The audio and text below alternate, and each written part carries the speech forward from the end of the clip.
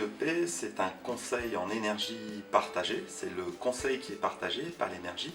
Partagé en ce sens que les communes de moins de 10 000 habitants n'ont pas nécessairement la compétence technique énergétique pour répondre à leurs préoccupations de maîtrise de l'énergie. Donc en fait, à l'échelle d'un territoire, le conseiller en énergie intervient auprès de ces communes pour leur apporter un conseil personnalisé. La première étape, c'est bien sûr de connaître les consommations, donc ça passe par la collecte des données de consommation, les factures, et une présentation de bilan énergétique annuel à la commune.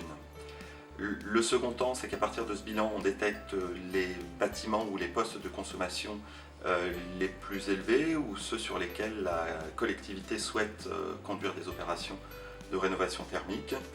Et dans un troisième temps, il y a l'accompagnement dans ces opérations du maître d'ouvrage et puis le suivi des consommations de ces bâtiments. À cela s'ajoutent également des missions d'animation et de sensibilisation des élus. Nous avons adhéré au CEP au mandat précédent déjà et le principe c'était de faire un bilan des dépenses énergétiques de tous les bâtiments de la commune. Et là on a eu quelques surprises. On s'est aperçu qu'on avait notamment notre bâtiment de l'école qui était très énergivore. Le CEP nous a permis de constater, avec des études que c'est vrai, habituellement on ne fait pas, nous a permis de constater les dépenses énergétiques de ce bâtiment.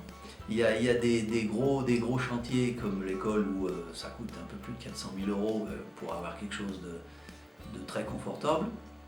Mais on peut optimiser les dépenses énergétiques avec à moindre coût, j'allais dire, en faisant de la régulation et en changeant un petit peu les habitudes de fonctionnement dans un bâtiment et on peut arriver à faire des choses sympathiques.